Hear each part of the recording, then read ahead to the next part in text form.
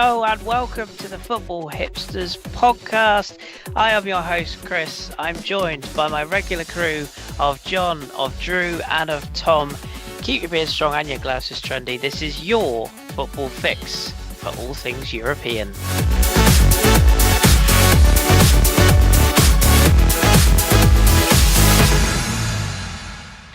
Well, good evening, everybody, or good morning, wherever you might be listening to this, whatever time of day, whatever place in the world. You're very welcome back to the 16-17 season of the Football Hipsters podcast. You might have noticed we've got new theme music.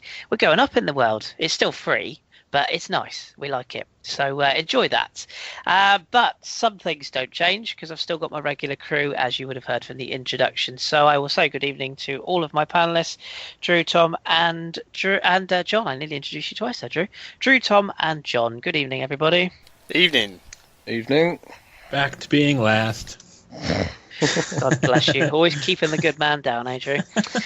Thank you for coming back to me again, gentlemen. It was a busy Euros, wasn't it? We're all a bit tired out, but we're back.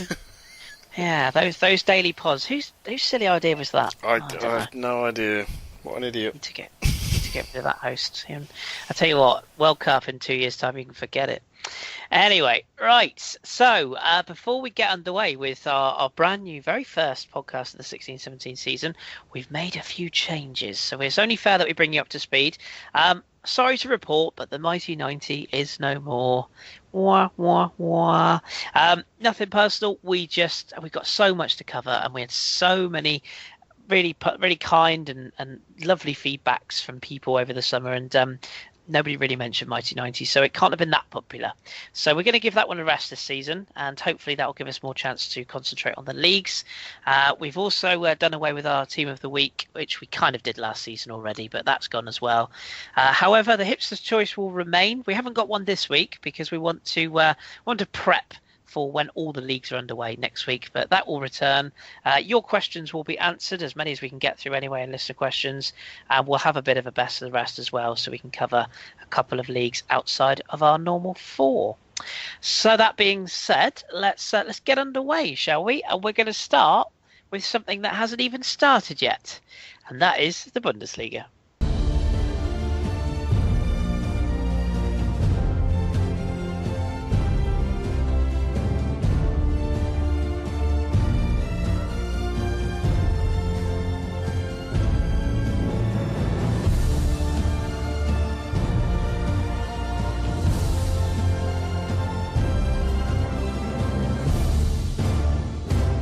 Right, Drew, coming to you first. Now, as I just said in the little introduction there, the Bundesliga hasn't actually started yet, so this is going to be quite the fun time. So what we've done is we've decided to talk about the DFB Pokal, which is ongoing. Hundreds of games, seemingly. It just seems to be games all over the place in this tournament. There was one tonight, in fact, that I watched. But you have news of a couple of shocks, first of all, from the opening round of this trophy. Yeah, sure. The DFB Pokal itself started on Friday, but the first shock was on Saturday when newly promoted RB Leipzig went to Dynamo Dresden, drew 2-2, and then lost on penalty kicks. So not the best of starts for Mr. Ralph Hasenhüttl in his new position. And then yesterday, Werder Bremen sort of, looking for better results than previous season. They went to Sportfreunde Lotte and lost 2-1. And most of you won't even know who that is. So that tells you that that's also a very, very poor start for what needs to be a much more improved year for them. Other than that, most of the results, I guess every other result actually was as expected, including Dortmund were impressive against Eintracht Trier, and Gladbach struggled but won 1-0, and Bayern Munich won 5-0 away at Carlos Jena. And then after that, that's pretty much it. So the big teams overall going through, there's always one that falls and you go, oh, crikey. Always, yeah. A bull's head on the pitch in the RB Leipzig game. Those two clubs don't like each other, apparently. Who'd have thought? But that was an interesting turn of events. as you said, we haven't really got too much to talk about as far as Bundesliga goes, actual games. We are going to have a little preview of a couple of teams in a minute and just get your thoughts. But of the DFB Pokal games that you've seen or the results you've seen come in, any that sort of others that stand out for you? I presume all the other big guns are through. Your Leverkusen, I see Hamburg went through tonight as well. So any sort of other games that really stood out for you? Breland Bolo scored in his full debut for Schalke. He had the second goal in 19 minutes, and they ran out 4 owners against Villingen. So it seems that, it's early doors, but if Weinzer is planning on actually starting him, he started him on the right side in a 4-4-2, which is very, very different from what Schalke usually fielded last season. Actually, Abdulrahman Baba started at left wing. Kolasinac kept his place at left back. And then Geiss was in central midfield. He played very, very well. He actually scored a goal as well. So Schalke, they're going to garner a little bit of interest. I was actually talking with a fellow Bundesliga supporter yesterday, and I asked him who he thought would surprise this season. We both actually agreed that Schalke with Weinzer at the helm, with seemingly a bit of a different and more improved defensive approach, but added attacking talent has come in. They could surprise and get back on track after what most would consider a disappointing season last term. So it was good to see them on the right foot. That's one more I wanted to highlight. Yeah, there's a couple sort of gripped my attention. Freiburg, who are back in the Bundesliga, they got a 4-0 victory at the brilliantly named Babelsberg. Love that. I presume it's probably Babelsberg or something. Babelsberg, yeah. SC Köln 7-0 away at BFC Prusen, which sounds like a clothing company. Not sure about that. Fortuna Düsseldorf 3-0 away at Hansa Rostock. There's an old-fashioned German club if ever you've heard one. Yeah, that's very old school. And what did you think about Hoffenheim? Because they won 6-0 against Germania Eggsdorf, which sounds like a perfume.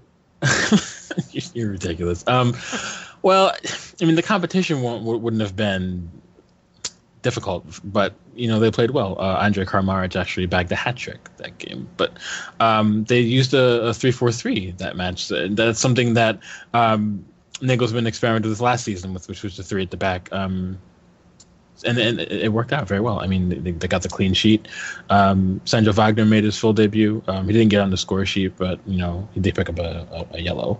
But I think that, I don't know, not too many expectations surrounded him. I think they haven't done a whole lot to really improve the side. And Sandro Wagner is a very, very underrated center forward. He'll probably get them at least 10 goals in the league, but. I don't know. They lost Kevin Volland to Bayer Leverkusen, and that's a big loss for me, in my opinion. But they still should be all right at the back. Oliver Baumann is a very, very solid keeper. They have Fabian Schär is there. Niklas Süle, who a lot of people think that they're shocked he didn't actually go to Dortmund this summer when they were looking for a center back and they adapted for Mark Bartra. But I thought they did okay. But we'll see going forward. Again, Urania Eggsdorf isn't. It's the Bundesliga, so it's a perfume. we'll see next show how they turn out in their opener. Yeah, of course. And one other 7-0 game, which is a bit surprising. Darmstadt, who just never scored goals last season. Kolak with a hat-trick. 7-0 victory over Bremer SV. So some interesting results in the DFB Pokal. And also Hertha, taken all the way by Jan Regensburg, who they won on penalties. So some interesting results. We'll obviously keep in touch with the domestic cup competitions, but I want to just turn my attention to the Bundesliga before we move on, because it does get underway on Friday. The champions get us underway. Bayern Munich, of course, against Werder Bremen. So my question to you is straightforward to begin with. Bayern for the title, or is there a shock coming this season, do you think?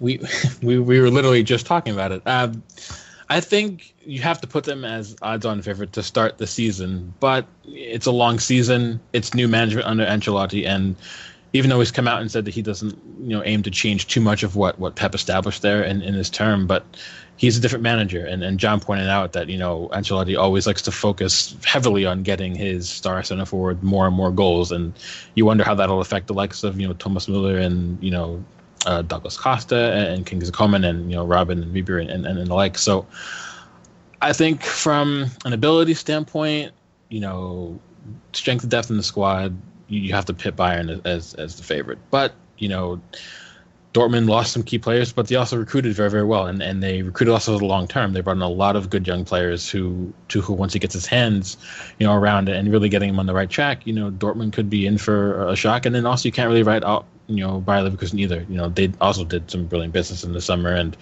they did well to finish third after sort of stuttering in the opening half of the season, but they look strong as well. So you never really know. So I'd say Bayern for the moment, but I wouldn't be shocked if it was a little bit closer than last season at the least. Agreed. Yeah, Dortmund have impressed me. They were good tonight again, albeit against limited opposition, but they've impressed me, and I do think Dembele will be quite the weapon for next season. Him and Aubameyang are going to cause all sorts of stress. I should say at this point, our very first Hipsters choice of the new season, for all of you desperate to tune in, will be Emre Moore. So, good call. Do tune in next week, where we will be going through Emre Moore. That sounds very, very wrong. We won't be going through him, but we will be going through some things on him. Actually, that sounds even worse. Let's move on. Let's just stop talking. Couple of other quick teams, just briefly before we move on, Drew. The couple of teams I just want to look at. You've got Schalke away at Eintracht Frankfurt on Saturday. Wolfsburg are away at Augsburg, and Schalke, I've covered that, and Leverkusen, are away at Gladbach. That's probably the real glamour tie. Are those probably the three clubs that you're going to be keeping a closest eye on, other than the top two? I think you highlighted Leverkusen, Gladbach. That's going to be a big one for me. Gladbach are very, very, very difficult at home, and John will tell you that. In fact, I think they've won their last 7 home matches on the spin in the Bundesliga, and both clubs will want to get on the right foot. Gladbach will want to solidify themselves as a routine Champions League contender, as will Leverkusen. So I think that match will be key. Schalke will garner some interest this season just with new management, and Brilon Bolo. Everyone has been talking about him for the last couple of years, and now he's looks set to be in the 11 for them. So that'll be one to look at. I don't know if I'm going to be really watching Wolfsburg too much this year, but they did do some excellent business. They brought in Deno Dadavi, which I thought was a really not often spoken about move. So I don't know. But what I really wanted to talk about also was the Hoffenheim RB Leipzig match. RB Leipzig, they brought in Timo Werner, they brought in Naby Keita. They have the likes of Davy Selke already, Philip Forsberg. Emil Forsberg, sorry. Philip Forsberg plays for the Nashville Predators. Swedish lad, yeah. Yep. And then there's one more who I'm forgetting. Oh, Marcel Sabitzer. So they have very, very, very good, young, quick attacking options. And for me, I said that I wouldn't be surprised if, they're solid at the back. Not great, but they're okay. But they have the potential to really fire themselves into a potential first finishing mid-table in their first season in the Bundesliga, so people should keep an eye on that. And then with Hoffenheim looking to rebound after the last season, and Nagelsmann finally getting his first real go with them, that's going to be a match that people should watch out for as well. I will all, of course, look out for El Plastico this season. That is obviously the derby that everyone focuses on. So, superb. Okay, I have got a couple of questions for you later on, Drew, so we will be back for you. And, of course, as usual, you'll be keeping us in touch with all things German, won't you, throughout the season. So, stay tuned, and we will give out Drew's Twitter handle later on if you want to follow him and follow all his German goodness. And don't forget the preview show. If you still want to listen to a preview of the Bundesliga season, do listen to mine and Drew's chat with Ross Dunbar, because it was very, very good, wasn't it, Drew? Yeah, actually, it was good. And if Ross is listening to this, thanks very much for coming on. We really enjoyed ourselves. Yes, absolutely. Right, okay, so we'll leave Germany behind there, and we'll take another swift trip to another league then, and we're going to go to Italy next and see what happened in the first week of Serie A.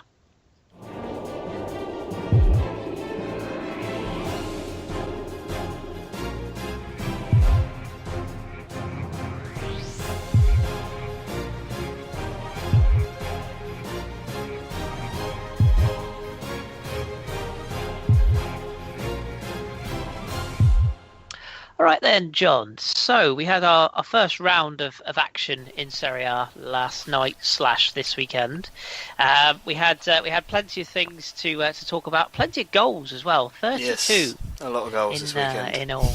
I know. I can't see it carrying on. Can you? You never know, I suppose. But I suppose we have to start with the champions, that were Juventus.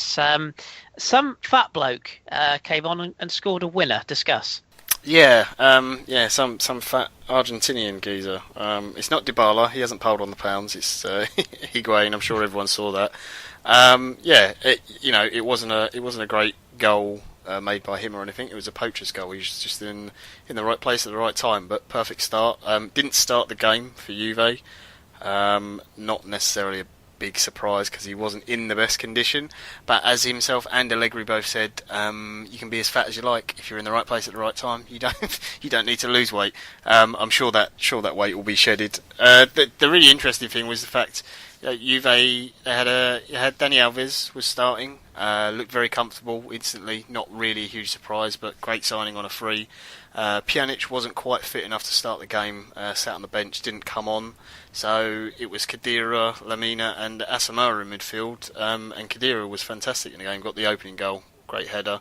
Dybala and Mandzukic up front. When Higuain came on, Juve did actually switch their system, which is the one point of contention that some fans have had. They switched to a kind of a 4-3-3, and Dybala kind of played right wing, but tucked inside a bit at times. So trying to get that balance of how those two are going to get in the team together. You would assume they'd still just keep the 3-5-2 and just have him up front, just ahead of Dybala, the way he plays with Mandzukic at the moment. But that's to be seen. As for Fiorentina, they played well. They did trouble Juve a little bit at times. Kalinic, who has been long talked about possibly leaving the club, got the goal. No Boy Valero in the squad, but as it stands, they're keeping hold of him, which is quite big for Fiorentina. So they would have liked, obviously, to at least get a point out of the game, but tough opener for the season for them. And still expect them to be up there. But yeah, decent result for Juve. Obviously, they hate conceding. Gigi was not very happy with the goal they conceded from a set piece. Very un-Juve-like, but long way to go. And they do have a zebra third kit this year as well, which I'm loving. Yeah, not so keen on that one myself. No, didn't think you would be. So Juve off to a winning start. What about Roma? Because they're a lot of people's tips for the dark horses this season. They started like a house on fire. Pretty much just took Udinese apart with a second half blitz, didn't they? Ended up in a 4-0 victory. Were they as impressive as the scoreline sounds, or is it more Udinese being totalist and not very good? I mean, Udinese were actually okay in the first half. I know in the preview I kind of said how disappointing they'd be, but they were quite stubborn, and it was mainly part of it was down to Roma being a little bit slow in their passing. They sped things up second half, and obviously 2 penalties. Perotti scored both. Dzeko then getting a goal on Mo Salah, who was great throughout the entire game. But the thing with Roma is that they've got that ability in them to speed the game up and play so fast that they can really trouble teams. And against some of the teams in Serie A, they might only need to do that for 20-minute periods just to get that sort of rush of goals. So yeah, I mean, I think this season, because Spalletti's got the whole season there, all the players that were on loan this season that have now been signed permanently, there's no worries about them possibly leaving or not wanting to be there or just playing for a move. So, he's got quite a settled squad. Obviously, losing Pjanic is huge, but what they've got in his place is Kevin Strootman, who people have kind of forgotten about because of all his injury worries. Looks like he's come through them all fine now and was really, really good in the game. He was fantastic. De Rossi is not involved as much these days, so he more comes on to see games out. And it was Paredes in midfield with Nainggolan, who they also managed to keep hold of. So I expect good things for them, and to be honest, I expect them to push Juve quite far. Bruno Perez as well, fantastic in the team. Still have a slight issue at left back. Florenzi can obviously fill in there, but I think that's something they still need to address. But other than that, yeah, I think they'll give Juve a serious challenge this year. I think you're right. We'll there's a couple of other results. Obviously, we'll touch on in a minute. A few other teams that have started the season on fire. But the other game I just want to highlight before we get those other results was Milan's game against Torino. This was kind of had it all, didn't it? A 3-2 victory for Milan, a Carlos Bacca hat-trick, which will no doubt put his price up another 5 million, and a Gigi Donnarumma last-minute penalty save. So what do we make of Milan, and what do we make of this game? Yeah, it was a great game to watch. Milan, for the first time in I can't remember how long, were applauded off the pitch at half time, which is very strange.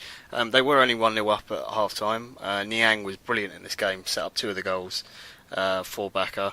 Belotti then getting the equaliser just after half time. Paletta didn't have the greatest game ever. Neither did Romagnoli actually as well, which was a little bit worrying for Milan. But yeah, it's weird. You know, there's been obviously the takeover there. Montella's come in, a little bit of unsure what's going to happen with the transfers. Carlos Bacca's been essentially offered out to so many different clubs around Europe. Deal was all in place for him to go to West Ham, and he basically said, "No, I don't want to leave. I'll stay at Milan. I don't want to go to West Ham." Despite the big money offer in the Premier League. And it paid off. Got his first hat-trick for Milan. It's fantastic. Paletta, whose game wasn't great, last minute gives away a penalty, and 17-year-old, still just 17, I thought he was 18 now, which is still very young, but he's still only 17. Gigi Donnarumma saved the penalty. Just brilliant game. Fantastic.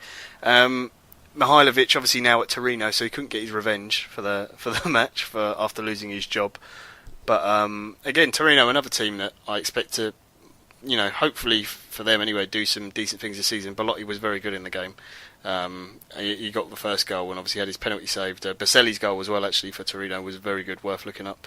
But decent result, and as much as I despise Milan, it's good for Serie A if they can get back to something near where they were, if they can get near the top and start challenging for the title again, because it just makes the league better. I was going to say it improves the league quality, doesn't it, if they're fighting on all fronts? But good victory that for Milan. What was the other results and any other stories you picked up on from the other results? Well, the madness at Lazio, which we didn't touch on. Mr. Bielsa came in for 2 days as manager during the summer and then left. I think he left whilst he was on the plane to Lazio, or something ridiculous like that. But yeah, they had a crazy start. They won 4-3 away at Atalanta, 3-0 up, then went to 3-2, then went a goal up, and then conceded in the last minute, and it was all very nervy. That was Ciro Immobile getting off to a good start there. They'd moved to Lazio, nice opening goal, almost got the second, just missed it, but Lombardi came in with the follow-up. Other than that, really, Palermo, unsurprising, lost opening game. No manager change yet. Ballardini is still manager as we were recording, so that's fine. 1-0 win for Sass. Bologna beating the new boys Crotone. Empoli going down 1-0 at home to Samp. Genoa also beating the other new boys 3-1, beating Cagliari. New boys this time round anyway. Mr. De Boer, unfortunately for me and you, Chris, losing his first game with Inter.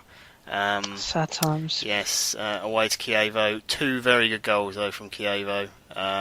They really were, both from Bursa. The second one in particular, really, really good. Hopefully he will learn that Ranocchia is not probably the best centre back to start for Inter. He'll learn that quickly. But Candreva looked good, and Ava Banega as well. Starting to look more and more comfortable in the team, so that's promising. And the other sort of surprise result was the other promoted team, Pescara, at home hosting Napoli. You thought Napoli's problems might be in scoring goals. Well, at the start of the game it was defending, because they were 2-0 down to the new promoted boys. 2 very good goals from them. Just Koulibaly and the rest of the team just certainly weren't awake. But it was that man who's always off the sub-bench, Dries Merton, came on to save them, getting two goals to reply to Napoli. Maybe had a shout for a penalty in the last sort of 10 minutes of the game. That could have won him it, but not the start Napoli would have wanted, but great result for Pescara. Getting sort of points, even though it is at home, getting points for a team like Napoli is really, really good for them. So perfect start. Yeah, the Dolphins off to a flying start. Good for them. Definitely good for them. I do like Pescara. That's where Marco Verratti came from. Yes, for those of you eagle-eared listeners. There you go. Okay, well, we obviously won't do a table because, frankly, it's pointless after one game. But we will just have a quick look ahead to next week's fixtures. Having a look at the ones that I can see in front of me here. Sampdoria Atalanta might be quite fun, just for all the wrong reasons. You've also got Inter Palermo, Napoli Milan, obviously is a stand-up fixture, as is Lazio Juventus. Yeah, so Saturday is very good. It is a bit, isn't it? Which of those sort of grips your attention the most? I would say Lazio Juve, just because you never know what you're going to get with Lazio, but Milan, just because they look so good going forward in that game, and Napoli were a little bit shaky at the back, that's the one I'd probably pick out, because Napoli really need to respond quickly, because you just cannot afford to lose ground on Juve. Because obviously they started so slow last year, it doesn't look like it's going to happen this season. So if they want to be in a chance to win the title, they just cannot be dropping points. And Milan's forward line at the moment looking very good. Hopefully Niang can stay fit for them. Bonaventura as well was great in the game, so that's my pick for the weekend. Yeah, should be good. Should be good, as you say. Saturday is definitely the standout day for the for Serie A this week. So we will, of course, be here with you again next week, John, to cover all those results. And again, I think there is a couple of Italian-based questions coming our way. I'll ping those across to you in a moment. So for now, we will leave Italy behind. I'll actually pass the reins off to you now, John, because we're going to go to France next and find out what's been going on after 2 weeks of Liga.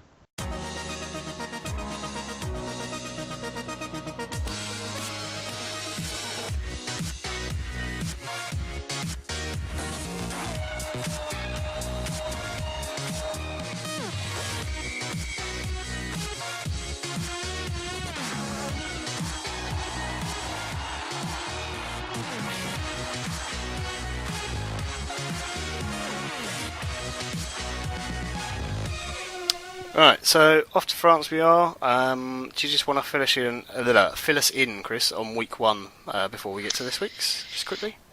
Yes, yeah. I mean, I suppose highlights. PSG won. I know that's quite a big surprise to everybody. I can't imagine anyone saw that coming. But been a lot of change over the summer months with sort of different teams bringing in different players, lots of managerial changes, all sorts going on. But PSG won 1-0 away at Bastia.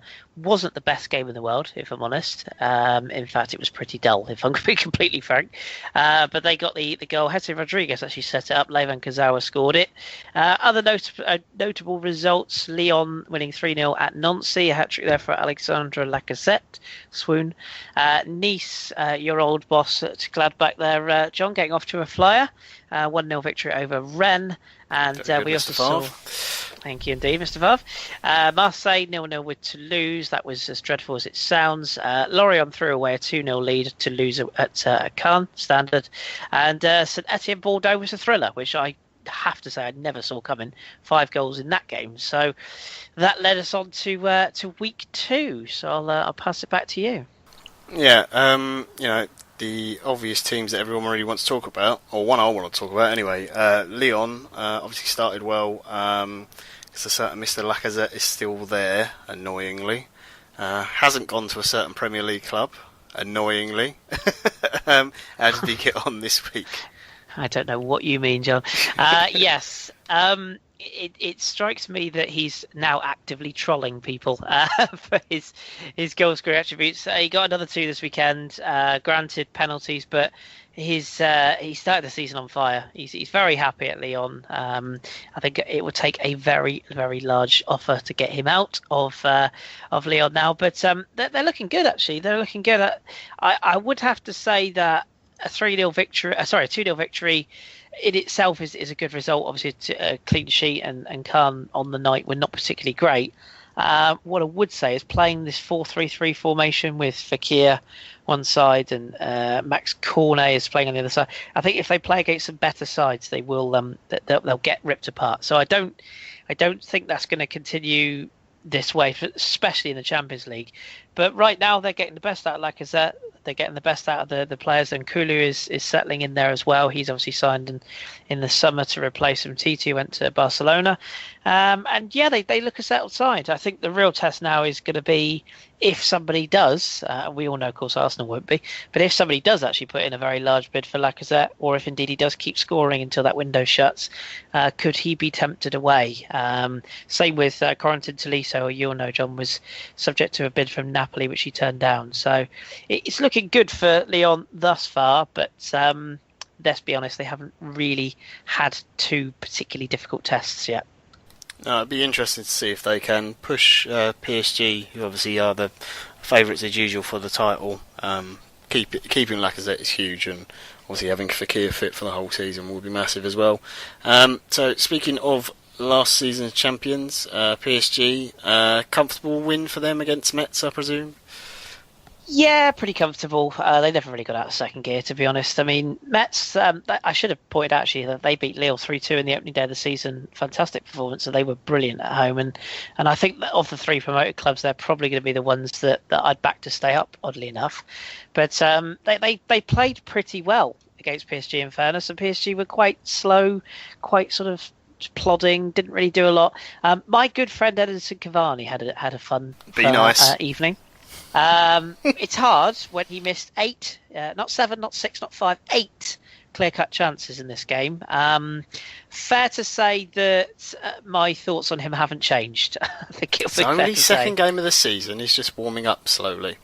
Yeah, very slowly on ice. But yeah, other than that, I mean, PSG obviously eventually they broke through, and once they went 1-0 up, I think they played in second gear. To be honest, they didn't have to get out of that second gear at all, and went on to add a couple of goals. Lucas Moura, Kazawa, and Verratti late on with the goals. So yeah, it's a slow, promising start for PSG under Unai Emery. Not too much has changed that we can see. I can't help but feel that, I know I troll Cavani, but I just think they're lacking a proper centre forward. Since Zlatan's gone, they do look a little bit kind of disjointed up top. So I'd be interested to see how Emery works with that system. Just might be a case of just an adjustment period. It's such a huge personality to lose from the dressing room, and so much focus was on him that they. Not that they weren't playing as a team before, but everything was very focused on Zlatan and through him, wasn't it? He was the focal point, so maybe that'll change a bit. Any appearances from any of the new signings at all in the game, or? Yeah, we've had a fleeting glimpse of Hatem Ben Arfa, who of course is he was probably the big one along with Jose Rodriguez, who actually got injured making the goal in the first game. So he's out with the injury now. Grzegorz Krychowiak, John, I'm a big fan of as well. I think he's settled into life in France quite comfortably, although he didn't actually play this game. So I think we'll see quite a lot of him this season. But yeah, I think the one that's really stood out is probably a player that they already had, who's played the first two games, and that's Presnel Kimpembe, who's a young centre-back. He's only a youngster, and he's getting in the side because Thiago Silva's got this injury. I thought he'd go on loan, but it looks quite a lot like he'll get games this season. Obviously, Marquinhos has got to come back. Yeah, he's been at the Olympics, but they think very highly of Kimpembe, and I think there's a fairly good chance that he's going to get games throughout the season. So he's definitely one to keep an eye on. We might even do him as a hipster's choice one day. He's only 21. So, but yeah, it's all looking comfortable for the new signings, as you say, just settling in at the moment. I did read actually today one of the PSG young strikers might be off to Serie A. I can't remember who it was now, on a loan deal. Jean-Christophe Barbeck. Oh, there we go. That's the guy. Yeah. Herman Ongenda. Yes. I cannot remember what club it was, but yeah. He's been linked all over the place. It wouldn't surprise me. So last game I wanted to bring up is a nice one actually, because it's got a nice story about it. I'm not sure if you know this. Toulouse-Bordeaux, good result for Toulouse, 4-1 win. One of the reasons I want to talk about it is because two of the goals came from Mr. Braithwaite, who is doing a wonderful thing this season. Every time he scores a goal, he's giving €1,000 to a charity. Yes. Yeah, I can't remember what the hashtag is. I'll have to see if I can find it. But it's Score to Help or something like that. I'll find it before the end of the pod. And I think he's trying to encourage other footballers to do it as well. So if you're listening, footballers, spend some of your money and hand it out, because you don't need it all. But yeah, sorry. Ignore my political rant. Talk about the game. No, rant away. No, it is a lovely gesture, and he obviously Wissam Ben Yedder has sought pastures new in Seville this season. So Braithwaite is very much the focal point with Toulouse once again, and they had this. You'll remember back to the end of last season, they had this dramatic last day escape with that sort of incredible 3-2 victory, and they stayed up sort of on the last day, and it was all kind of changed in the summer, and I think a few people have still think that the jury's out a little bit on Frédéric Ernst and what they can do with Toulouse, or how far he can take them. But Pascal Dupraz, Frédéric Ernst is at Montpellier, my bad. Dupraz, what they can do so far, it seems, is be organised, be structured, and score goals. And I must admit, to beat Bordeaux 4-1 was not a result I saw coming. As you mentioned, Braithwaite got 2, Sipper, Julien, and Diop got the others, against the Bordeaux side that I kind of expect good things from. Again, it's 2 games. You can't judge on 2 games. But yeah, Toulouse are impressive, and the home form is probably what's going to be vital to them making a decent fist of the season. I'm kind of a bit unsure about whether they'll have the firepower long term. If Braithwaite doesn't score, I'm not sure that Toivonen, who you'll remember from Sunderland, or not as the case may be, or Pesic, I'm not sure they're going to get the goals. But they've also brought in Jimmy Durmaz, who I'm sure was in Serie A, wasn't he? Yes. Was it Palermo? Yeah, for a brief period. Is it Palermo? So, I think... I think they'll probably have enough to be a bit more comfortable this season in mid-table, and you know, as you say, it's a really nice gesture of what Braithwaite's doing. But to beat Bordeaux 4-1, I picked the game out because I was just really surprised. They've got one other player that's always worth watching, by the way, Oscar Trejo, who's just a bit of a magician in the midfield. He's an Argentine, so keep an eye on him. But yeah, I'd be very interested to see what they do this season under Dupraz. So keep a close eye on Toulouse. Got a lovely kit as well. Yes, very nice. That hashtag, by the way, is score to help. That's the number 2. That's the one. I don't know how many other footballers are doing it, but yeah, I hope some more take it up anyway, because they certainly get paid enough. Bloody ticket prices, brutal. Anyway, if you want to give us the other results, a good day for the Gorku family as well. Yes, yeah, absolutely. Yeah, the Gorku family, I like that.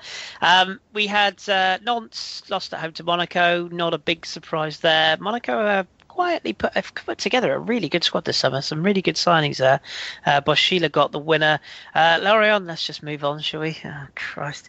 2 red cards, lost 3-0 at home to Bastia, who are quietly also assembling quite a good side. They got Crivelli on loan for Bordeaux, scored twice, and Alain Saint-Maximin, who Drew might vaguely remember from Hanover last season. I remember him. He hardly played, but he's quite a talent on loan from Monaco. But Didier Ndong and Benjamin Janot were sent off for Lorient, so that's not good. Lille beat Dijon. They really did take the mustard on that one. Sankare with the winning goal 3 minutes from time, so vital points for Lille after losing the opening game. Nice with a 1-0 victory over Angers, with Alassane Player with the goal. And as you mentioned, for the Gorku family, Boss and Son both happy. Boss won the game, Son scored. Johan Gorku and Giovanni Siu with the goals to beat Nancy for Rennes. And then in Sunday's games, Guingamp beat Marseille, more on them in a second, by 2-1. Saliba and Sorbonne for Guingamp. Marseille with a reply from Tovan. St Etienne scored more than 1 goal at home, which is very rare. They've actually scored 3, beat Montpellier by 3-1. Came from behind, actually, to win that game. Monet Paquet, Saint-Louis and Berich got the goals.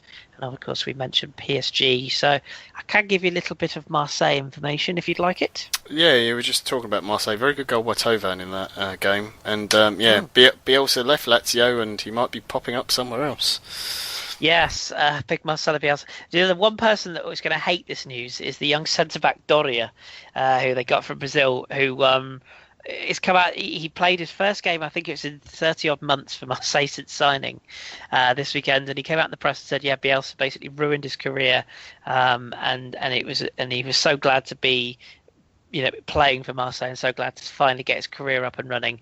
And the day he releases the quotes, Bielsa might be coming back. So, expect him to be on the move if he does. But basically, this has all come to pass because Marseille seem to have a buyer. At least that's what it seems to be happening. Apparently, the new owner Lopez, or Gerard Lopez, I should say, is taking on the club. And him at the press conference said that he wants Bielsa to come back to replace the current manager Plassy, and take them to the next level, to quote him. And he wants 6 signings before the window shuts. Good luck with that one. I don't think this will end well.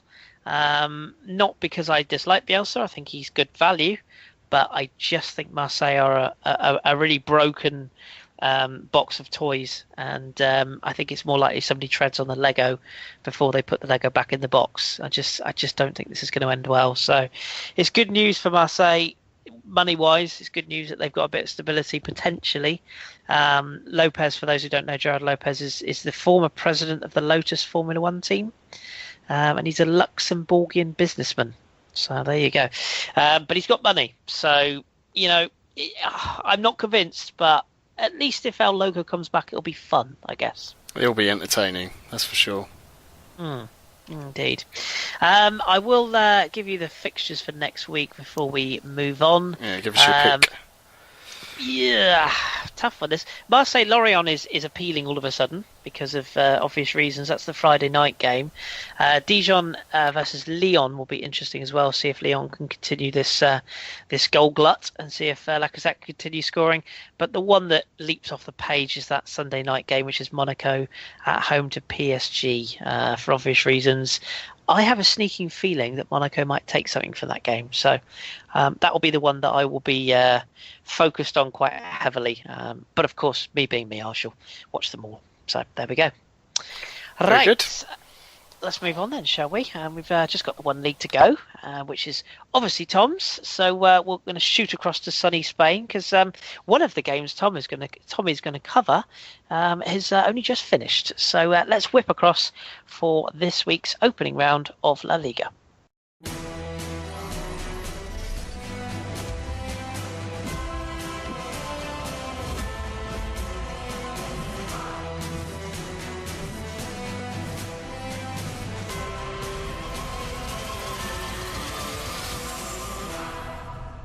Right then, Tom. So before we come on to the games, or the game that finished just recently tonight, which was another surprise, let's start with the big three because everyone always wants to know how they're getting on. So Real Madrid, Atletico Madrid, Barcelona, 2 out of 2 for 2. And 2 late goals, unfortunately not for Atletico, meant they drew. So what happened across the 3 games? Yeah, I mean, Atletico were extremely unlucky. They absolutely dominated their game. I mean, they had just under 30 shots on goal. Annoyingly for them, only 6 on target. But they finally get to the point where Gamero gets a penalty in the 93rd minute, scores it, perfect debut, looks like they're going to 3 points. 95th minute, and Alaves get their first shot on target, and it's an absolute screamer from Garcia Sanchez, and it rips into the net in the 95th minute to make it 1-1. And a clean-shaven Simeone, which is quite odd to see these days, was rather angry. I would not have wanted to be in that dressing room after the match. But in terms of the other two, as you say, it was quite plain sailing. Typical Barcelona win, 6 goals.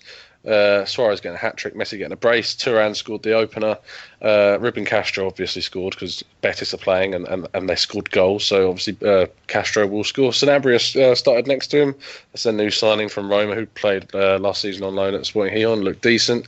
Barca will want to cut out those goals they conceded though, so that's something to consider. Real Madrid, I was very, very happy with it because Asensio has returned from his loan from Espanyol. My little hipster guy that everyone knows I love actually got a goal, and it was quite a special one as well. Ball gets played right over the top. He touches it down with a brilliant touch, and then just chips it over Rulli goal and makes that 2-0 after Bale put them ahead 2 minutes in, and Bale finished it off in the 94th minute to make it 3. So yeah, for the big 3, it's plain sailing for the main 2, and Atletico were chasing from the start. That goal was an absolute delish, wasn't it? That goal from Alaves in the breakaway, he really caught hold of that. Yeah, it was a ripper. Loved it. And I have to say, I know you like it, but I think that Real Madrid third kit is hideous. That splodge on the sleeve, what's that about? I don't mind the colours, but it's very circa 1995 sort of. Yeah, not a fan. Not a fan. Messi's beard, by the way, quickly discuss. The blonde or gingeriness? Gingery, yeah. Yes, I don't mind it. I think, I don't know, I guess Ronaldo's got a European Cup, Messi's got a new beard. He had to do something. I suppose as hipsters we have to embrace the beards, so yeah, fair enough. When you're Leo Messi, you can kind of do what you want, I guess. Yeah. Speaking of do what you want, 2 teams that did exactly what they wanted, or seemingly, was Sevilla and your boys Espanyol. Now, looking at this, you could probably say there was a good case to say there'd be a few goals, but 10 goals? What on earth happened? Yeah, it was crazy. If you ever want to watch a game and learn how not to defend, it was certainly this one. Finished 6-4.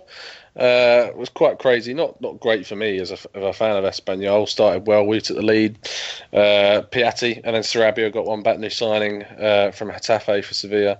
And then they went in front through Luciano Vietto, who's obviously on loan from Atletico Madrid. Good to see him playing in a system that actually suits him, and like he did at Villarreal, and I know he's got potential to score goals if he's liked. It just doesn't work at Atletico for some reason, so he probably won't be there even after the loan finishes. Then Perez equalised to make it 2-2, and then Vasquez scored. Oh, sorry, it was 2-2 at half time, so they had something like three shots on target, and they scored 2 goals, and it was just madness. And then it finished 6-4 with Ben Yedder scoring, Kiyotake scoring, and Victor Sanchez and Gerard Moreno were the other 2 for Espanyol. But it was crazy how the defensive records of these teams last season with Sevilla were pretty decent at home, defending under Unai Emery, who's gone off to PSG. They seem to go all out attack under Sampaoli, and it means that if they outscore their opponent, that's what matters. But I can tell you that Quique Sanchez Flores was rather angry with Espanyol. If you go to a Sevilla and you score 4 goals, you expect to win, and it was quite crazy. Yeah, and also on Kit Watch, not sure about the pink socks, Espanyol. No, don't like that. Not sure on that. The other 2 kits are really nice. So. Yes, yeah, they are in fairness, and Sevilla. Yeah, I think you're quite right. The manager Sampaoli, he reminds me of a pit bull. Just look. In fact, he actually looks a little bit like the singer Pitbull, which is even more weird. Oh Jesus! But yeah, let's just move on. Sunglasses and a suit. Yeah. Oh Christ, a pink jacket, ironically. There's a game played tonight. There's 2 games played tonight, in fact, but one that really stood out. Valencia, who of course had all of the Gary Neville affair last year, and all of that was going on. But this year, it's all change. But the results are not all change. No, they've lost at home to Las Palmas, which is, I'm not sure how to take it really. I mean, the last time they won was back in April, where they beat Eibar 4-0, and then they drew against Getafe, lost to Villarreal, lost to Real Madrid, and lost to Sociedad on the final day, and they've continued that form. And it started off okay. Santimina scored first, but then Las Palmas got one, and then it gets to the point where Las Palmas are 3-1 up, and it's Kevin Prince Boateng scoring a goal. So that's quite. I didn't even know he'd gone off to Las Palmas, but he scored a fantastic header. And it didn't really change. Valencia just all out attack, nothing real end product. For Arsenal fans listening, Mustafi came on at half time. Looked okay, to be honest. Was about the pitch and shouting and screaming. So whether he stays, we just don't know. And Las Palmas killed the game off in the last few minutes with Levaya, their new signing from Ruben Kazan, scoring just a breakaway. It was a fantastic counter attack, in fairness, and it just puts Valencia in a poor position already with Paco as manager, who's been kept his position after last season's finish. Somehow, I'm stunned that he did. I really don't know what's going to happen to them. Your guess is as good as mine. They've obviously lost Andre Gomez. They could lose Paco Alcacer to Barcelona. They could lose Mustafi to Arsenal. So it's just not looking very good whatsoever. And clear up some rumours, because some people say Valencia are skint, some people say they're not skint, some people say they're just in turmoil, blah, blah, blah, blah. What is the truth? I mean, what is actually the case at Valencia right now? It is a bit of the both, to be honest. They're not skint in terms of they need money. They're just getting hit with financial fair play, which is seemingly the only team that financial fair play has decided to hit. And you have the likes of other teams who are just getting away with whatnot. And Real Madrid and I think it's Atletico as well are under a appealed ban. And they could still get banned for the next 2 transfer windows. So it would be interesting to see that happens. But they're not skint.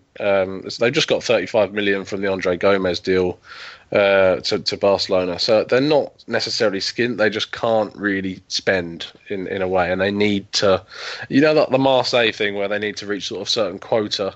It's sort of the same deal. But I'm not well versed in the fine details. But they're not skint. They're just under restriction. Yeah, just a few things need to change, I suppose, Yeah. and the playing squad certainly needs to change by the looks of it. Just one other game I just wanted to highlight individually, if I may, was you obviously had an interview, very good interview, if you haven't listened to it, with Athletic Club UK. Very, very fun interview that, so do give that a listen if you haven't already. They opened up their season, Athletic Club, with a surprise 2-1 defeat to Sporting Gijón. Absolutely delicious volley from Dujan Chok in that game. Is that? Would you call that a surprise? Because I didn't think that the Athletic looked that great, but I thought Sporting Gijón were really good. Yeah, they were. It's hard to analyse because obviously when I was speaking to Rob on the interview, Bilbao haven't brought in anyone. Obviously, we know about their Basque only policy. And that obviously makes it a lot harder to sign people when you're looking at this. A lot about promoting it from the youth team, but I mean they started with a decent team with the likes of Adari started after his Euro exploits, Inaki Williams, Raul Garcia, and whatnot. So they've got plenty of talent in the side still. But as you say, new sign Dujo Chop, Sporting Gijón had a great game. His volley from the corner was perfection. And obviously they missed a penalty as well, Sporting Gijón. Lopez, I think it was, that missed a penalty. And it was the case of where you go, why don't keepers just stand in the middle of the goal and see what happens? Well, he did, and he saved it. So, straight at him, wasn't it? Yeah. So it's just that's proven that point right. But, I mean, Moy Gomez is one who also signed for Sporting Gijón. It's a player that I like from Villarreal. Spent some time on loan at Getafe last season. And Sporting looked good. I've got them pegged down to do pretty decent, but I expect Bilbao to pick up eventually. I mean, Rob was pretty optimistic and that he expects them to push for the European places, but I don't think they'll be anything like out of the ordinary and spectacular because while it's very admirable, their Basque-only policy, it does hinder them in the transfer market, and that could pay dividends. Yeah, I'm still amazed that they kept or have kept Ika Munin for all these years because I think he's a player that it almost feels like a player who just needs a change. You know what I mean? Like he's so talented, but I just wonder if he might need a new club. But yeah, interesting that one. Okay, what about the rest of the opening day of La Liga? What else do we see results from wise? Yeah, so Malaga, very unfortunate not to win in their first home match, the opening game of the La Liga season. Drew 1-1 with new side Osasuna, who a lot of people know already. Fran Moreda, name from the past, equalised in the 85th minute after Juanpi had opened the scoring for Malaga, which should say about their kits, because we like kits on Hipsters podcast. Don't like it. Well, you know about Malaga, the white and blue stripes. It's now like half white and blue stripes fading into just pure white. I don't really like it, to be honest. Not very nice. Deportivo won. Lucas Perez with an 87th minute penalty winner after it was finished 2-1 off Mosquera open. Got the equaliser, from Ibar's Ivan Ramis, formerly of Wigan, I believe. Got the opener. And Mallorca. Yeah, exactly. So, and that was that. And other score was the last one, which was tonight, which was Celta Vigo. Somehow lost 1-0 to Leganes after, to be fair, Iago Aspas was onside for his first shot, which should have been 1-0 to them. And Diaz Miguel scored for Leganes, who've actually made some astute signings. I know they got Marin from Villarreal, left back of the youngsters, very highly rated online. But they had a red card in the 90th minute with Timor going off, so that's what centre midfielder they really don't want to lose, and they will do for their next match. But yeah, Celta not looking great without Nolito, and it could hit them hard. So we'll have to see how they go. Yeah, they've also got Mantovani at Sunday, but I think it was Mantovani who's got blue hair.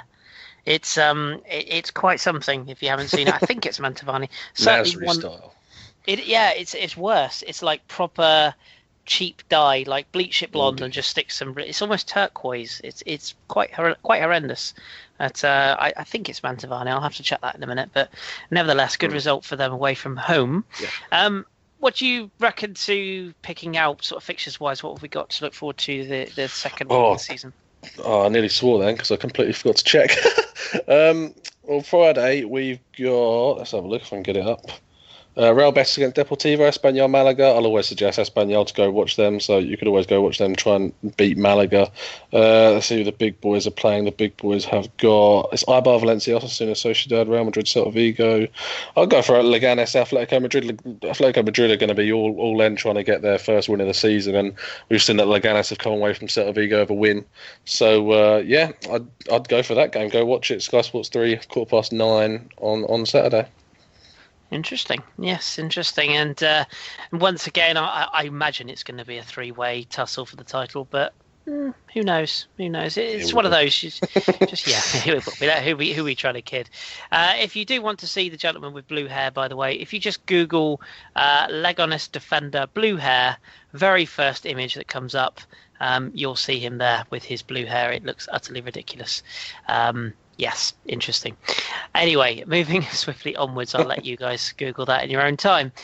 Right then, so that's kind of does us for our little wrap up of the regular leagues. We're now just going to take a little trip, as we are going to take a little look at the rest of the world. And this year, we're just going to focus on one league per podcast per week, just to fill you in on how it's getting on. And this week, our rest of the world is from America. It's from the MLS.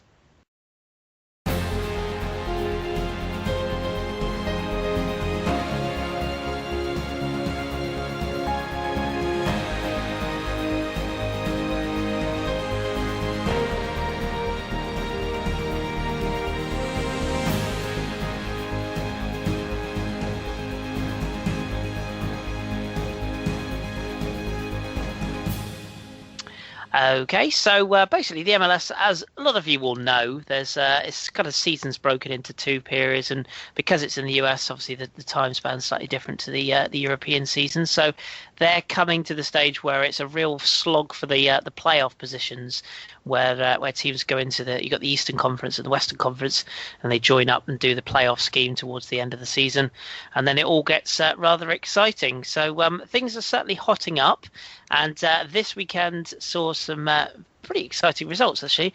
My boys, Chicago Fire, won a match. Not only did they win, they won 3-0 away from home. I picked this out in particular because it's their first away win in not 10, not 20, not 30, 36 away games. So well done to them eventually. They won in Canada away at Montreal Impact.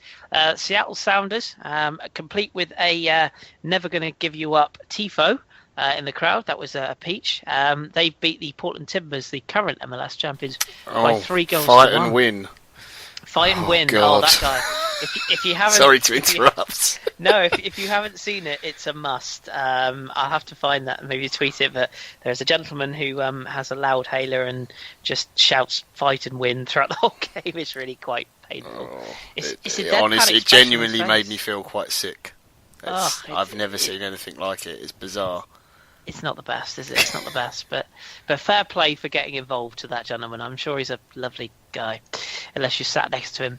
The New York Red Bulls, they threw away a 2-goal lead away at DC United. They were 2-0 up through Bradley Wright Phillips and Felipe Martins. Marcelo Savas and Patrick Mullins got the equaliser, and ended 2-2. And that's a 2 points drop for Red Bull. It was absolutely soaking wet in that stadium as well. Real storm before the game. They had to clear water off the pitch. But nevertheless, a 2-2 draw doesn't really help the Red Bulls too much. And elsewhere, Frank Lampard's New York City FC, they're still top of the Eastern Conference, 41 points. It seems to be a bit of a fairy tale for them, but they're doing quite the thing. They beat the Galaxy by 1-0. David Villa, we'll all remember big David Villa, still scoring goals. He got the winner in that game. Toronto are second in the Eastern Conference. Who plays for Toronto, John? Oh, the Atomic Ant. Giovinco. Yes, Giovinco. Yeah, he scored again. He's been absolutely magnificent. I mean, he always is. He's Giovinco. We love him. But his Toronto team are up to second, which leaves New York Red Bulls, Philadelphia Union, Montreal Impact, DC United in the playoff spots behind the top two in the Eastern Conference. Orlando, New England, Columbus Crew, and Chicago Fire, bottom, make up the bottom end. However, Chicago Fire on 22 points could still make the playoffs, only 6 points off DC United. So it's not not completely beyond the realms of impossibility to make up that difference. And then in the other section, the Western Conference, Dallas, they remain top despite a defeat in their last game out against Real Salt Lake. They are still top of the table, 45 points.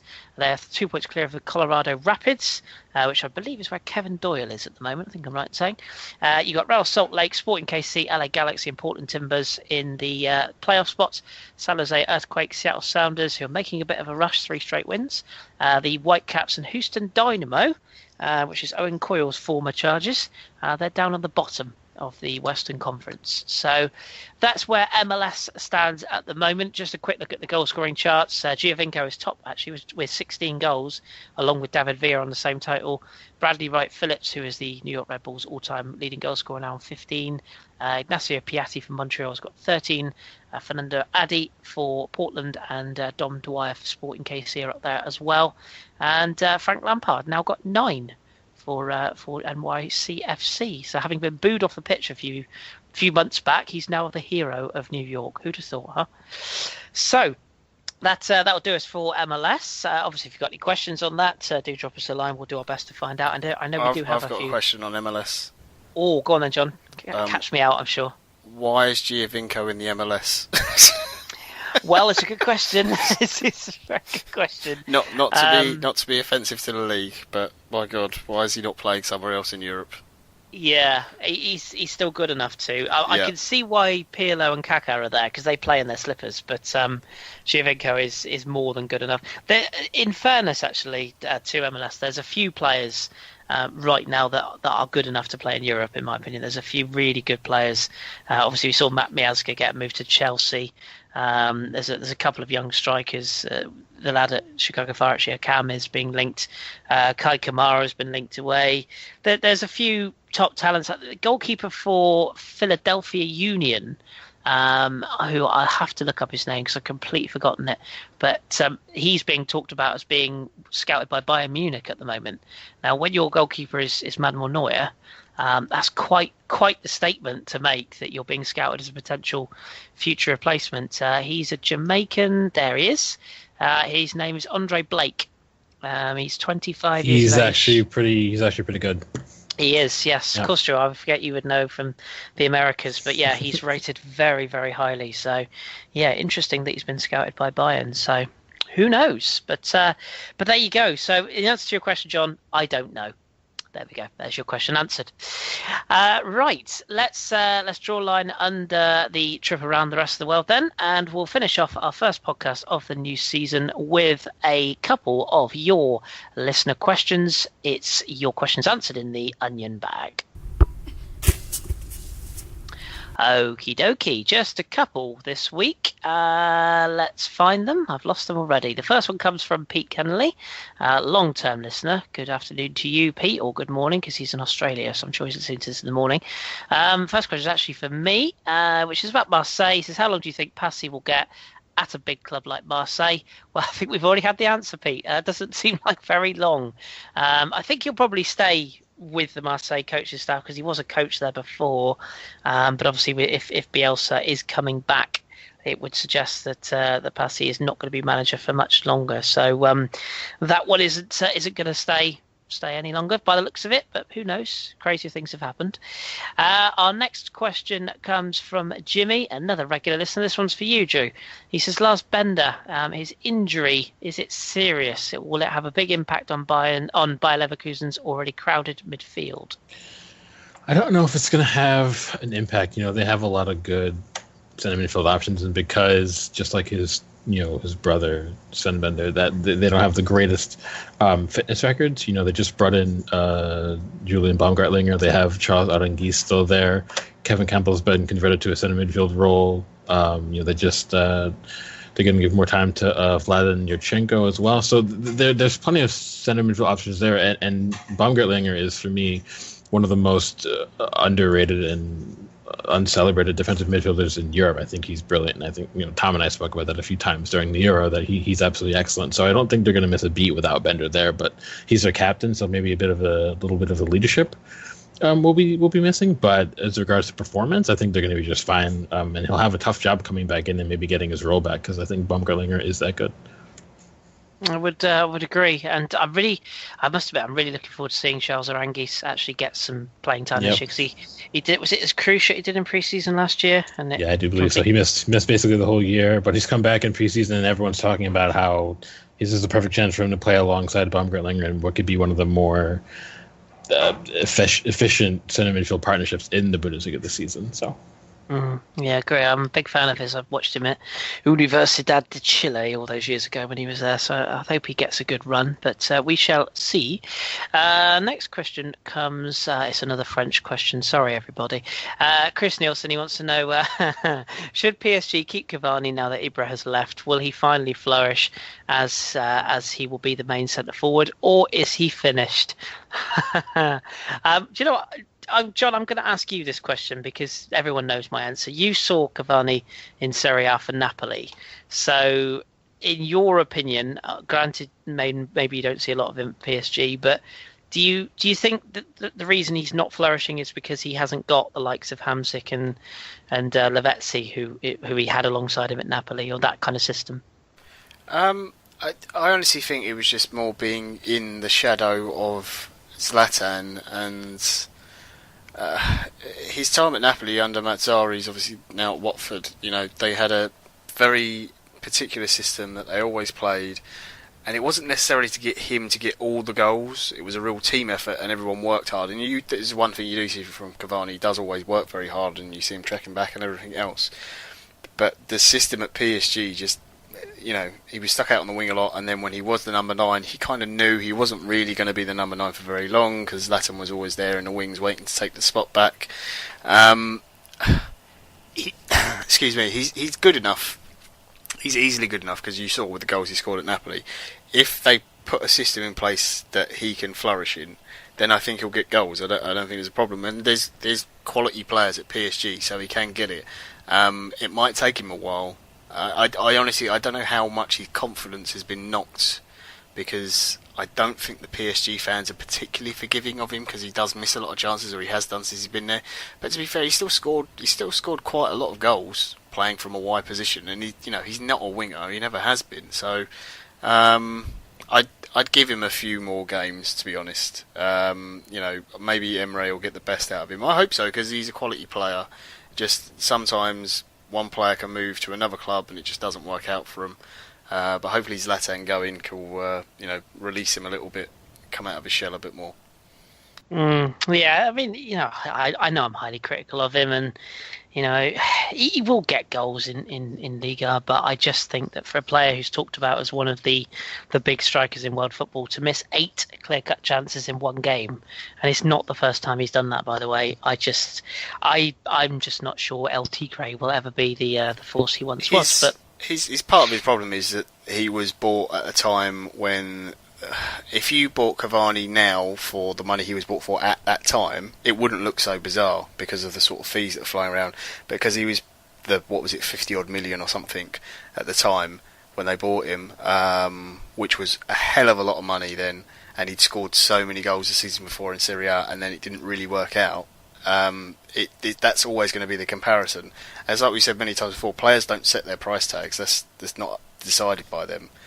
He went there because he wanted to join in this project and really do something and try and compete for the Champions League. That was his dream. So I think he's kind of been stuck with all the price and the money and everything else on. That's all on his head when maybe it shouldn't be. Yeah, fair point. We'll watch it with interest. But don't worry, listeners. Chris will take the mickey out of him all season. It's fun. I was going to say I shall sit here tearing my hair out watching him every week, but now I've said that, he'll score 45 this season. You watch it. Anyway, question for Tom. This one actually came in from email. Yes, we do have an email address, people. I know it's rare, but we did have one from email. Comes from a chap called, goes by the name of Barney. He wanted to know, Tom, do you see this as Pep Guardiola? I'm reading the wrong. I'm reading two names at once. Do you see this as the final season for Luis Enrique if Barcelona sweep the domestic league? It could be his last season if they don't sweep the domestic league as well. To be fair, he's going into what I believe is his third year, third. I think it's his third, isn't it? Third. I think it's his third year. Since obviously joining from Celta Vigo, and you got to say it's a success. He's shown that he was one of the top managers in the league when he took Celta Vigo so well, and now is doing the same with Barcelona and taking the likes of Messi and whatnot to the next level, and Suarez. So, do I think he'll leave? I think it'd be a poor decision considering the poor amount of quality managers are out there at the moment that Barca could target. Obviously, the only one who's around who's well versed in the Spanish league that's available is Marcelino, who left Villarreal under acrimonious circumstances. So I don't think it'd be the right time for him to leave. He might want a new challenge, which would be fair enough. But if you're at the best club in the world and whatnot, I don't see the reason why he'd want to. So I'd recommend he'd stay. Obviously, I'm not sure he takes my opinion into consideration too much, but you never know. No, I think it'd be the right decision for him to stay, and the right decision for the club to make to keep him there. So yeah. Yeah, be interested to see what. Be very interested to see what happens if Ronald Koeman does well at Everton for 2 years and then the job becomes available. That's what I'm interested to see. Final question then. It comes in to John. This was from Michael Filetti, another long-term listener. Hello, Michael. He wants to know, are Napoli still missing a few signings to get back into contention after their 2-2 draw against Pescara on the opening day? We talked a little bit about it on the preview pod. I'm still not totally convinced by the forward line. They brought in Milik, who, I know Drew knows a lot more about him than I do. I saw him in the Euros. I thought he was okay. I didn't think he was amazing. To be fair, Poland weren't. They were good. They were effective, but they weren't great going forwards in the tournament, which was a little bit disappointing considering you got Lewandowski in that team as well. Obviously, took a lot of the focus. Gabbiadini had a good pre-season. They got 2 goals from Dries Mertens off the bench. I still think they need a proper out-and-out striker. Gabbiadini's a very, very good player as a second striker, and personally for me, from what I've seen of Milik, I think he's also quite similar in that. I know Drew will know a lot more about it, so Drew, if you want to talk about Milik, please go ahead. Well, you kind of just mentioned it before, but he's better as a lone center forward instead of playing off the shoulder of another center forward. But the problem is, I think Milik, he really needs service. He can't do much on his own. He's a strict target man. If you put a good ball into the box, he'll get himself into the right area. Once he gets settled in and he gets his confidence, he'll put the chances away because, even Mark Overmars came out and said it would take a massive bid for us to want to lose Milik because they valued him that highly. And, Napoli came in and got him. But I don't know. I don't watch enough about Napoli, but the players I know that they have, like Dries Mertens, for example, I wouldn't put him as a creative winger. I think he's more of a goal-scoring winger who likes to tuck in and look to score a goal. So I don't know if they mesh very well. I think if he gets good service into the box, I think he'll score. But if he doesn't get it, I think he might actually struggle. They have to play to his strengths, and I don't know if Napoli are going to want to play to just his strengths because with Higuain, it was a different animal. He was a much better all-around forward, but Milik is just a very one-dimensional kind of center forward. So it'll be interesting to see how they kick on with that. They need a centre forward, don't they, John? I think they need. I still think so. Like Drew said there, you've got Hamsik. Obviously, he's fantastic and can create chances, and obviously Insigne as well. Callahan. There's good players there, but they're all players who like to get goals to themselves. And Higuain was the type of striker who would feed on scraps. Yes, he's very much a box player, but they could keep the ball for a bit, and then Koulibaly could just hit a brilliant long ball from the back over the defence for Higuain to run onto. I don't know if they're going to play that with Milik, and at the moment Gabbiadini's getting the nod. So I don't know. It's early days for him though. He hasn't been there long, so we'll see how he settles in. And it's a very different league. In Italy, generally speaking, the strikers certainly for certain periods they have to be able to make things happen for themselves. It's normally only one or two players up there with them, and the rest of the team kind of tend to sit back a bit. But Napoli are the slightly different. The team is more compact, so if they can get the midfield up with him, it'll be interesting. Zielinski obviously going there as well in midfield. It'll be interesting to see how he fits in with that, and maybe that will help me look a bit. Yeah. It'll be very interesting, and of course we should say at this stage that there is a transfer window closing soon, and we're going to take we're going to put our armbands on, jump in at the deep end, and probably do a kind of a transfer pod special. I was speaking to Ross about this last night on the English Breakfast Show, which if you haven't listened, do give it a try. But we were saying that we're going to try and get all the crew together, and we'll just maybe do something live on YouTube perhaps, and just get some people's comments. Could do like a best 11 transfers or something from each league, something like that. Yeah, maybe. Or worst. Or we could just do all the players that Arsenal couldn't sign. That might be fun. That list, endless. Yeah, that'd be quite the team, wouldn't it? But, the other thing, actually, quickly to say on Napoli as well is whether Koulibaly stays. Obviously, Chelsea made a big bid that had been rejected, but there's still a chance he can go. Which, obviously, if he does, that's huge. That's a really tough player to replace, especially this late on. So. Yeah, agreed. Yeah, they're in for Romagnoli as well, I was reading, so it'd be interesting to see. Conte certainly wants somebody from Italy to shore up that back line.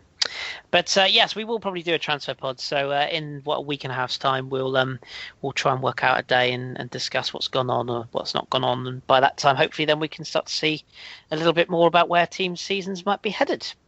But until then, I think we'll draw a line under our 16-17 pod 1. That's all done. A couple of quick plugs before we go. Firstly, a massive thank you to Kat and to Kelly and to Gaz in advance of their hard work this season. And VAR. And VAR, of course, absolutely.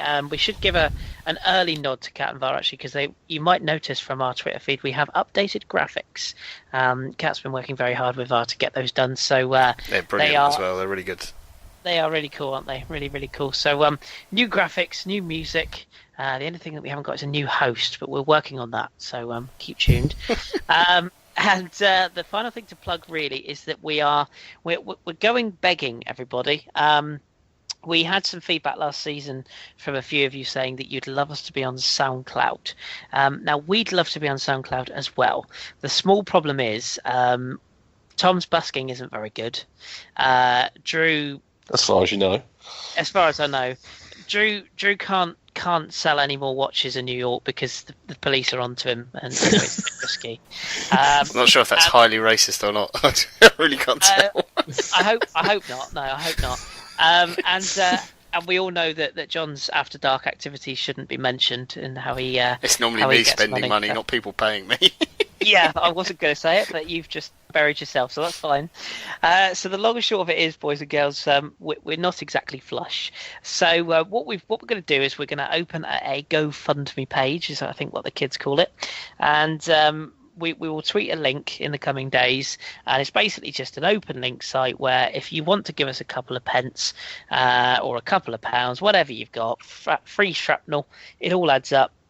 If we can raise the total and cover the cost, we will get SoundCloud, and then hopefully that will open us up to a whole new listener base and make a lot of people happy, because we would certainly like to have it. It's just a question of finance. So if you do like what we do and you've got a few quid down the back of the sofa, please do chuck it across to us, and we will of course name check anyone that gives us anything. And please don't give us anything if you haven't got it. If you haven't got it, you enjoy the podcast, that's fine, no problem. If you've got a few quid, then it's greatly received, and I'm sure all of my panelists will agree with me on that one. So do give us a shout if you can. If you want any details about how to do it, or if anything confuses you, just drop the podcast a DM at the FH podcast, and I'm sure we'll sort it out. Drew, you set it up, didn't you? So if there's anything that anyone wants to know, I'm sure you and John can sort them out, because we all know I am a technophobe. Anyway, right, before we go, I'm just going to give my panelists the opportunity just to shout their Twitter handles out, so you can ask them questions at any time. So, Tom, what's yours? Sorry, what was that? Your Twitter handle, sir. Oh, at tcanton94. There we go. So people can, anything you want to bug Tom on for La Liga, he's your man. John, where can people find you? When I'm there, at jwelsh84, I'm a little bit lazy with my Twitter account. Sorry, I'm old. At least you're honest. I'll run it for you if you want. And Drew, you're always active. Where can people find you? It's at AFC BVB 1410. Splendid. So anything that you want to ask any of our panelists, please do. You can ask me as well if you like at AFC Freddy 8. I'll do my very best to reply to you when I get a chance as well. I'm not as lazy as John, so I'm sure I'll get back to you. But if you have any questions for the podcast, just tweet our panelists and include at the FH Pod, and we'll get your questions answered.